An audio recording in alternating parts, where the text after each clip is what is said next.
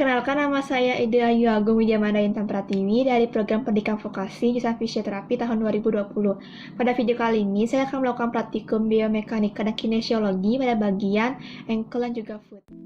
Bagian ankle dan foot terdiri atas 26 buah tulang, yaitu 7 buah tulang tarsal, 14 buah tulang palang, dan juga 5 buah tulang metatarsal. Bagian ankle dikelompokkan menjadi 3 bagian, yaitu pertama ada forefoot terdiri atas osa metatarsia dan osa palangea, middle foot terdiri atas os navicularis, os cuboid dan juga osa cuneiform, dan rear foot terdiri atas os talus dan juga os calcaneus. Berikutnya ada bagian arcus, terdiri atas longitudinal arcus dan juga transfer arcus. Longitudinal arcus merupakan kontinum dari calcaneus dan juga caput metatarsal, sedangkan transfer arcus merupakan bagian proksimal yang dibatasi oleh os cuboideum, lateral cuneiform, mid cuneiform, dan juga medial cuneiform yang lebih cekung, dan pada bagian distalnya oleh caput metatarsalia yang lebih datar. Berikutnya sendi pada ankle and foot terdiri atas distal tibia fibular joint, ankle joint, subtalar joint, metatarsal joint atau intertarsal joint, tarsometatarsal joint, metatarsophalangeal joint, dan juga proximal dan distal interphalangeal joint. Yang pertama ada distal tibiofibular joint, merupakan syndesmosis joint dengan satu kebebasan gerak kecil. Atau kinematik dan osteokinetiknya itu gerak geser atau sliding dalam bidang sagittal dan gerak angulasi dalam bidang frontal sebagai membuka dan menutup garpu.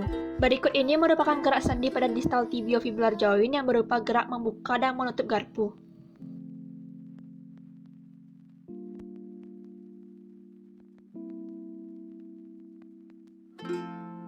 Untuk traksi, lakukan dengan cara mengarahkan fibula ke arah ventral dan juga dorsal. Berikutnya ada ankle joint yang merupakan synovial hinge joint dengan gerakan-gerakannya yaitu fleksi dorsal dan juga fleksi plantar. Osteokinematik itu gerak plantar fleksi dengan hard and feel dan dorsal fleksi dengan elastic hand feel. Sedangkan ortokinematiknya traksi terhadap talus selalu ke arah distal dan translasi untuk gerak dorsal fleksi ke arah posterior dan untuk plantar fleksi ke arah anterior. Untuk gerakannya sendiri yaitu ada dorsal fleksi dan juga plantar fleksi. Untuk traksi, kaki pasien berada di ujung kasur dan fiksasi berada di bagian joint line dan calcaneus. Setelah itu berikan traksi.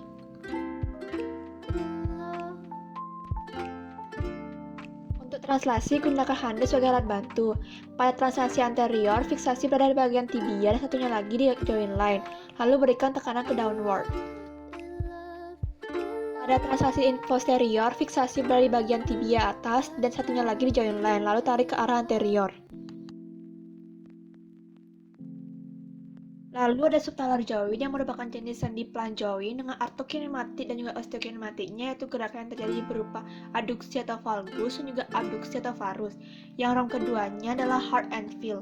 Gerakan pada subtalar joint yaitu valgus dan varus dengan ROM 5 derajat dengan and feel hard and feel. Untuk traksinya sendiri lakukan dengan cara fiksasi dengan menyilangkan ibu jari di bagian atas calcaneus, lalu setelah itu berikan traksi.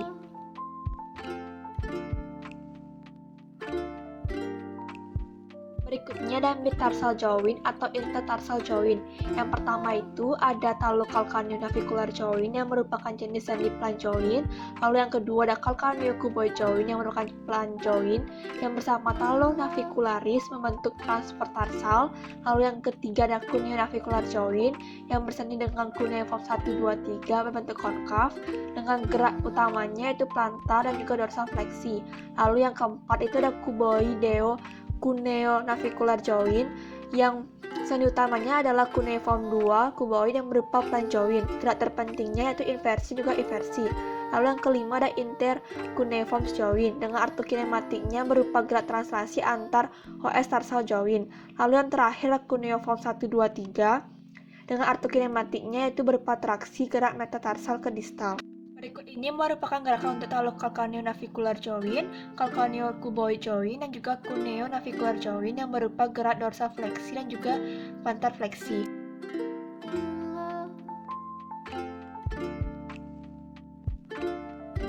Berikutnya merupakan gerakan pada intercuneiform joint dan juga cuboideo cuneo-navicular joint yang berupa inversi dan juga eversi. Untuk translasi, fiksasi dilakukan pada tulang talus, calcaneus, dan juga navikula, lalu tangan lainnya fiksasi pada bagian tulang cuneiform dan juga cuboideum, lalu berikan tekanan downward untuk anterior glide.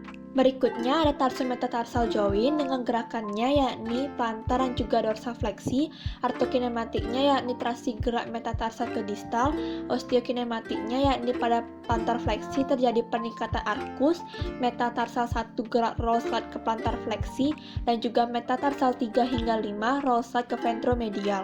Gerakannya berupa gerakan dorsal fleksi dan juga plantar fleksi. Translasi, fiksasi cuneiform dan juga cuboideum, lalu tangan lainnya fiksasi metatarsal, lalu berikan tekanan downward ke arah anterior glide. Lalu ada metatarsophalangeal joint, gerakannya ini fleksi ekstensi, juga abduksi adeduksi, MLPP yakni ekstensi 11 derajat, dan juga CPP full ekstensi, gerak translasi searah gerak angula, traksi selalu ke arah distal searah aksis longitudinal pala. Untuk traksi, tangan satunya melakukan fiksasi dan tangan lainnya memfiksasi bagian halus, lalu berikan aksial traksi. Untuk translasi, posisinya sama dengan traksi, berikan tekanan downward pada bagian proksimal, setelah itu, lalu lakukan pada bagian distal.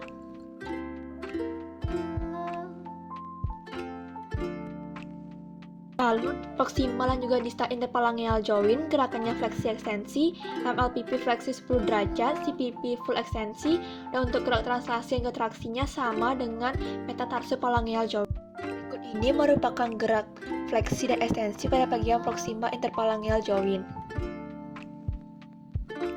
Lalu gerakan fleksi ekstensi pada bagian distal interphalangeal joint. Lalu berikutnya ada gerak traksi yang selalu ke arah distal searah dengan aksis sumbu longitudinal palang. Berikutnya ada gerak isometri yang dilakukan dengan cara meminta pasien untuk memberikan dorongan terhadap tahanan yang diberikan. Berikutnya ada gerak isometri pada dorsal fleksi, pada plantar fleksi, dan juga pada bagian eversi dan inversi. Untuk aktivitasnya itu saat kita menggunakan sepatu high tinggi atau high heels. Saat kita menggunakan sepatu high tinggi atau high heels akan membuat kaki dalam posisi plantar fleksi, sehingga menyebabkan otot pada bagian betis akan menjadi tegang karena terjadi kontraksi otot. Sekian video saya mengenai praktikum biomekanika dan kinesiologi pada bagian ankle dan foot. Mohon maaf apabila ada kesalahan. Terima kasih.